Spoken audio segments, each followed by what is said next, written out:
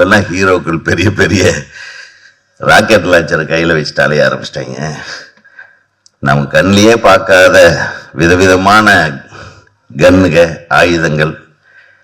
அது எங்கேயாச்சும் பார்த்துருக்கோம்? கோடம்பாக்கத்து பக்கம் பார்த்துருக்கீங்களா? தமிழ்நாட்டில் எங்கேயாச்சும் பார்த்துருக்கீங்களா? அதெல்லாம் பார்க்கணுன்னா இன்னைக்கு நம்ம பெரிய ஹீரோக்கள் படத்தையெல்லாம் பார்த்தா போதும். நம்ம கண்ணிலேயே பார்த்ததில்லை. அதையெல்லாம் வச்சுட்டு சுட்டுட்டு இருக்கிறாங்களே. அவங்க நடித்து மிகப்பெரிய பட்டங்களோடு புகழ்பெற்ற ஒரு இடத்துக்கு வருவதற்கு காரணமான படங்களை பாருங்க. ஒரு மகேந்திரன் படம், ஒரு பாலு மகேந்திரா படம், ஒரு பாலச்சந்திர அவருடைய படம். இந்த மிகச்சிறந்த இயக்குனர்களுடைய படத்துல நடிச்சுட்டு அதுக்கப்புறம் இப்ப அந்த மாதிரி நல்ல இயக்குனர் கிடைக்கலையோ என்னமோ தெரியல, ராக்கெட் லான்ச்சரோட அலைய ஆரம்பிச்சிட்டாங்க. அப்படி இல்லாம 90 நாள் 80 நாள் தான் டைம் கொடுத்தாரு சௌத்ரி சாரு. நான் 90 நாள் கேட்டு 90 நாளுக்குள்ள படம் பண்ணிடுவாரு. நான் ஒரு படம் பண்றதுக்குள்ள 2 படம் ரிலீஸ் பண்ணுவாப்ல. எனக்கு பொறாமையா இருக்கு, எப்படா இந்த பையன் பண்றான். நடுவில் வேற அவர் படத்துக்கு நெகட்டிவ் கட் பண்றதுக்கு என்னையே கூப்பிடுவா நம்ம ஒரு மேனேஜர். பாருங்க பக்கத்துல உட்காருங்க பாருங்க. இவரு எங்கப்பா உங்க டைரக்டர் வந்து நெகட்டிவ் சார், அவர் பிஸியா இருக்காரு. ஏடா நான் சும்மாவா இருக்கேன்? சேரன் பாண்டியனுக்கு நெகட்டிவ் கட் பண்ணது நான் தான். இந்த ஷாட்டு எனக்கு ஞாபகம் வந்துடுச்சு. இந்த ஷாட்டு முத்துமணி மாலையில நான் இப்படி ஒரு ஷாட் எடுத்திருப்பேன். முத்துமணி மாலை படத்துல காப்பி அடிச்சா நீ. ஆனா ஒவ்வொரு ஷாட்டும் அழகா பண்ணியிருந்தேன். சோ ஏகாதசி சார் பேசும்போது லிரிக்ஸ் வந்து எவ்வளவு முக்கியம், எவ்வளவு அழகா இந்த படத்துல அமைஞ்சது அப்படின்லாம் பேசினாரு. சோ அந்த வரிசையில எனக்கு அடுத்த ஒரு இயக்குனர் ஞாபகம் வந்தாரு. அதாவது அவருடைய படங்கள் வந்து ஒரு மிகப்பெரிய சூப்பர் டூப்பர் ஹிட் படங்கள், மக்கள் இன்னைக்கும் செலிப்ரேட் பண்ற படங்களா இருந்தாலும் அவருடைய லிரிக்ஸா இருக்கட்டும், அவருடைய சில டயலாக்ஸா இருக்கட்டும், அதுக்குமே வந்து மிகப்பெரிய ஃபேன் பேஸ் வந்து இன்னைக்கும் இருந்துட்டு இருக்கு. மக்கள் அதுக்காகவும் அவங்களை வந்து ரொம்ப நேசிச்சாங்க. So S, R V Udhayakumar sir, please வாங்க, ஒரு சில வார்த்தைகள் நீங்க பேசணும்னு நாங்க ஆசைப்படுறோம்.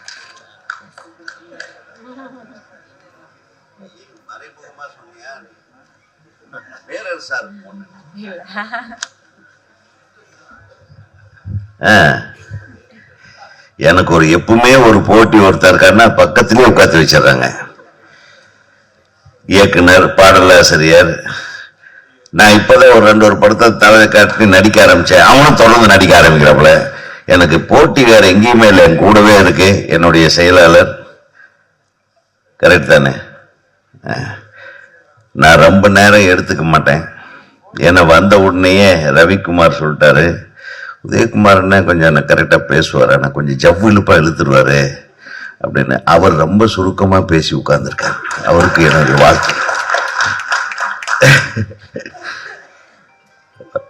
வந்த உடனேயே எனக்கு இந்த ஷாட்டு எனக்கு ஞாபகம் வந்துடுச்சு. இந்த ஷாட்டு முத்துமணி மாலையில நான் இப்படி ஒரு ஷாட் எடுத்திருப்பேன். முத்துமணி மாலை படத்துல காப்பி அடிச்சா நீ. ஆனா ஒவ்வொரு ஷாட்டும் அழகா பண்ணியிருந்தேன்.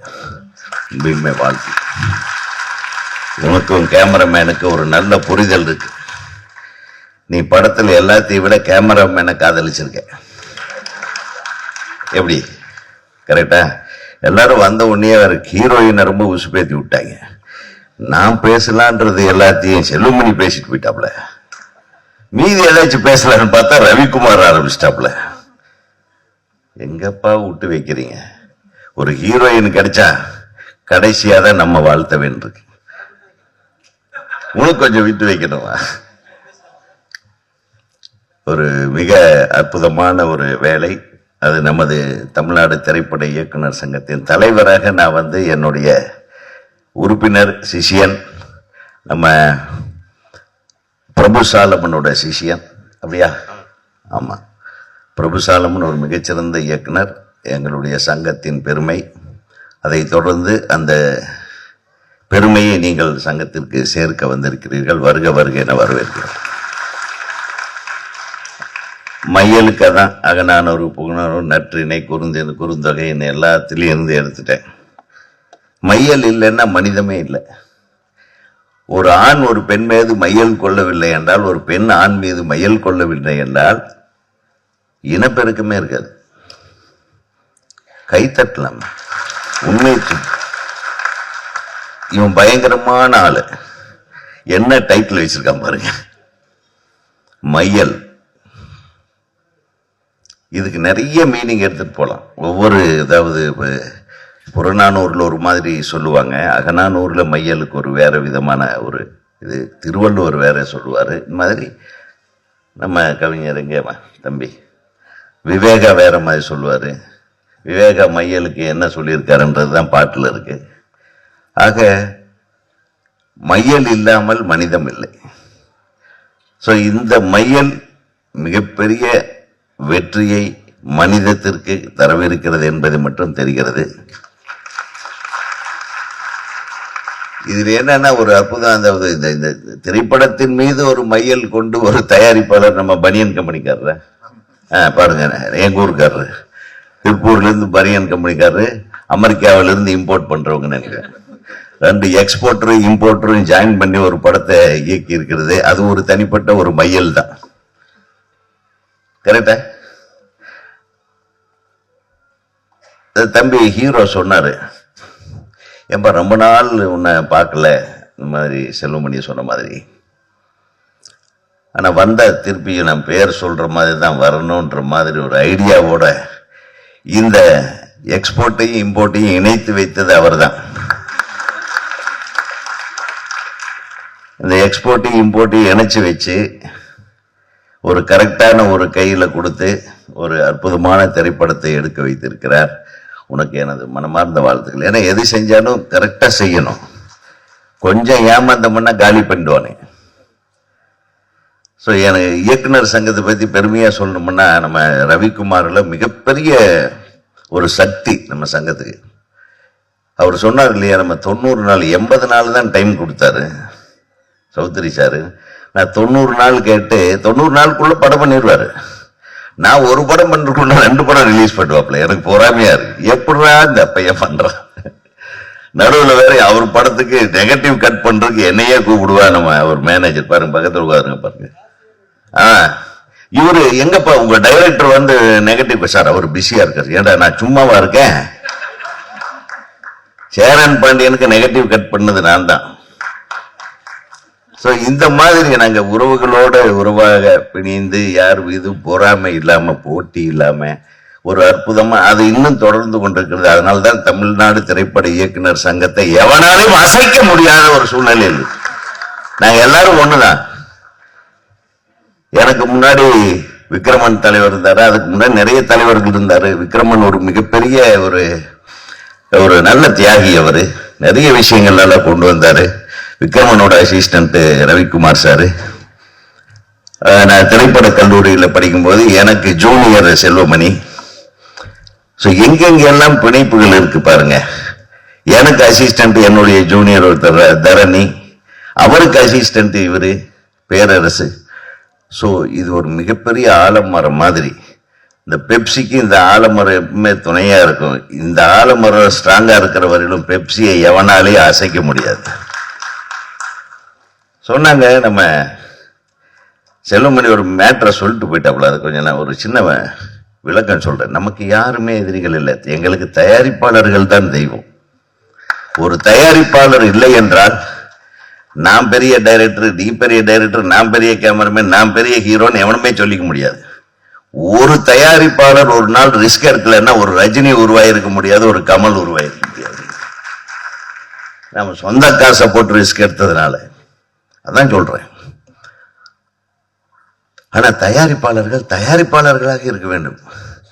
சும்மா வெண்ண வெட்டித்தனமா உட்கார்ந்துட்டு வம்பு பண்ணிட்டு இருக்கிற மாதிரி இருக்கக்கூடாது. இன்னைக்கு எத்தனை பேர் தயாரிக்கிறார்கள் படத்தை? படத்தை தயாரிப்பதற்கு என்னென்ன தேவை, ஒரு தயாரிப்பாளர் என்னென்ன செய்யணும் அப்படின்றத சரியா செய்தாவே சினிமா இண்டஸ்ட்ரி ரொம்ப பிரமாதமா இருக்கும். தயாரிப்பாளர் படம் எடுக்க வர்றாரு, முதல்ல ஒரு சரியான டெக்னீஷியனை தேர்ந்தெடுக்கணும்.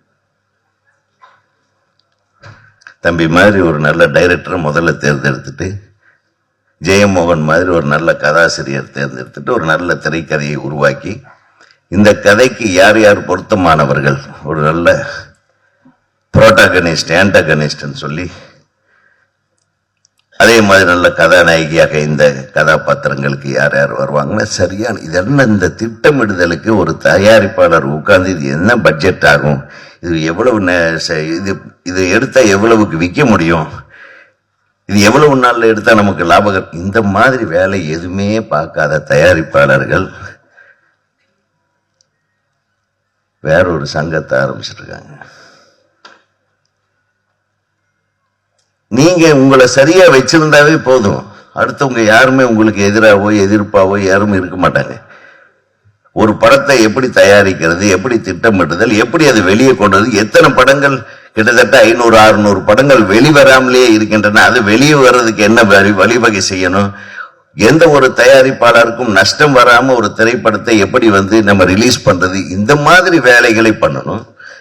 உங்க தயாரிப்பாளர்களுக்குள்ள இருக்கிற பிரச்சனையை எப்படி தீர்க்கிறது, அது எல்லாத்தையும் தூக்கி ஓரத்துல வச்சுட்டு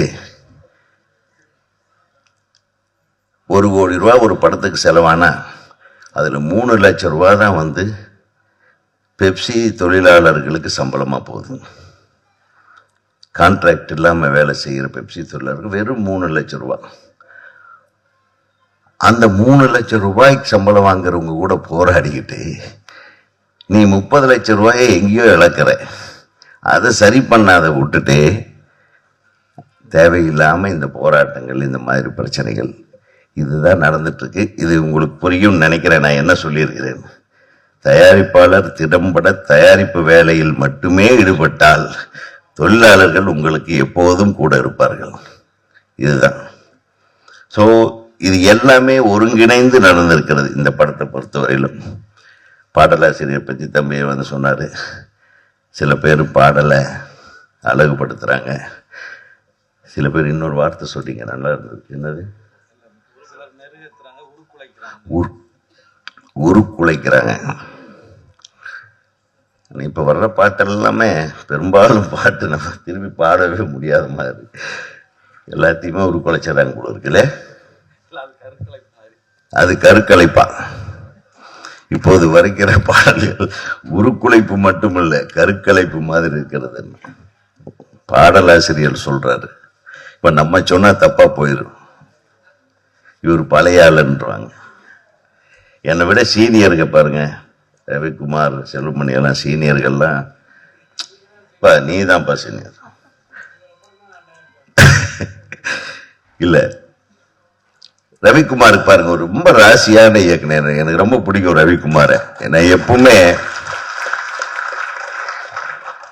நான் எங்க இருந்தாலும் சரி, ரவிக்குமார் இல்ல ஃபங்க்ஷனா இருந்தாலும் ரவிக்குமார் எங்கேயாவது நமக்கு ஒரு இன்விடேஷன் நான் போயிடுவேன். நான் ரவிக்குமார் வீட்டோடவும் சரி, எந்த விஷயத்துக்கும் எனக்கு அழைப்பு வந்தா போயிடுவேன். சில டைம்ல தெரிஞ்சா கூட போயிடுறது. அவனுக்கே சந்தேகம் நான் கூப்பிட்டேன் நான் கூப்பிடலையான்னு. ஏன்னா அந்த அளவுக்கு எனக்கு ரவியை பிடிக்கும். ஏன்னா இப்ப பாருங்க, கொஞ்ச நேரம் நின்னாரு, ஒரு சௌந்தர்யம் இப்படி போட்டு தையில தாளம் போட்டு அந்த டியூனை இன்னைக்கு வரை ஞாபகம் வச்சிருக்காப்ல. என்ன பண்ண எவ்வளவு அறிவாளி, யோசனை பண்ணி பாருங்க. அவரு இசையமைப்பாளராக்கி பக்கத்துல உட்காந்து ஸ்டண்ட் மாஸ்டர், ஸ்டண்ட் பண்ண வந்தவனை ஸ்டண்ட் மாஸ்டர் ஆக்கி, இப்ப ரோட்ல திரிஞ்சிட்டு இருந்த ஒரு ஆளை கூப்பிட்டு மேனேஜர் ஆக்கி, அவன் தொல்லை தாங்க முடியல. இன்னைக்கு அவனும் நம்மளுக்கு எதிராக நடிச்சிட்டு இருக்கிறாப்புல. நம்மளை நடிக்க போற இடத்துல எல்லாம் அண்ணே அந்த கேரக்டர் இப்ப நான் பண்றேன் என்னன்றாரு. எங்க போத்தா உங்களுக்கு எனக்கு ரொம்ப இம்சை பண்றானுப்பா.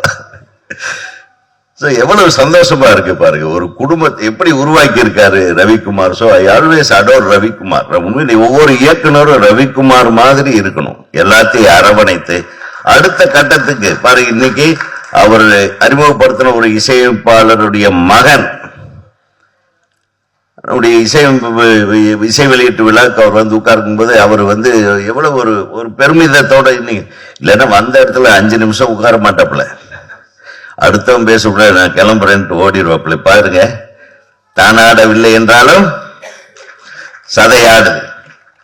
அதுதான் நம்ம கூட பிறப்பு யாரும் இல்லை நம்ம கூட பிறக்காம இருந்தா கூட, நம்ம பெத்தவங்களோ வளர்த்தவங்களோ இல்லாம இருந்தா கூட, நம்ம உருவாக்கணுங்க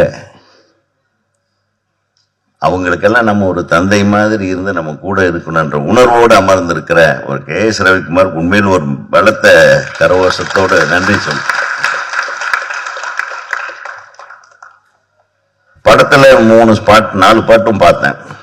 அவர் சொன்ன மாதிரி தம்பி ஒரே வார்த்தையில் சொன்னேன், அந்த மண் சார்ந்த படங்கள் இல்லை. நான் ஏற்கனவே ஒரு பாடல் வெளியீட்டு விழாவில் இதை சொன்னேன். மண் சார்ந்த இல்லை. இப்பெல்லாம் ஹீரோக்கள் பெரிய பெரிய ராக்கெட் லான்ச்சரை கையில் வச்சுட்டு அலைய ஆரம்பிச்சிட்டாங்க. நம்ம கண்ணிலேயே பார்க்காத விதவிதமான கன்னுக ஆயுதங்கள். அது எங்கேயாச்சும் பார்த்துருக்கா? கோடம்பாக்கத்து பக்கம் பார்த்துருக்கீங்களா? தமிழ்நாட்டில் எங்கேயாச்சும் பார்த்துருக்கீங்களா? அதெல்லாம் பார்க்கணுன்னா இன்னைக்கு நம்ம பெரிய ஹீரோக்கள் படத்தையெல்லாம் பார்த்தா போதும்.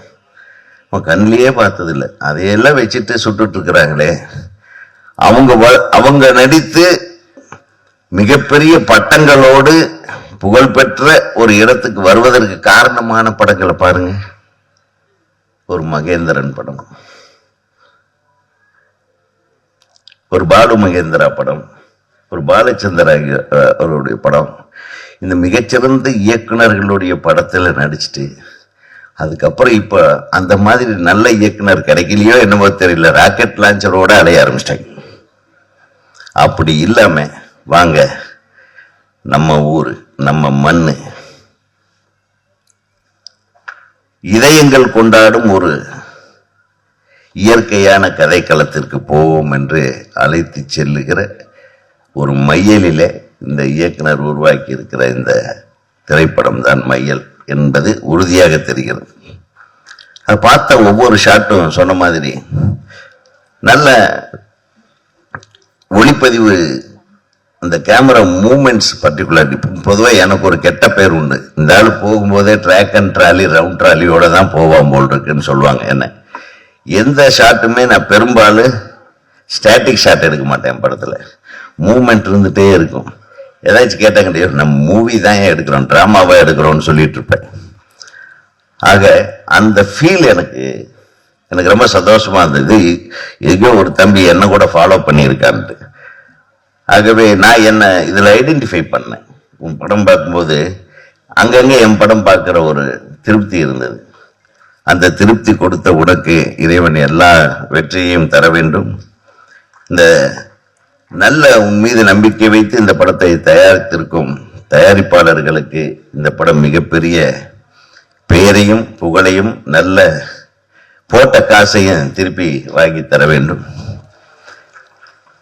விவேகா மற்றும் தம்பி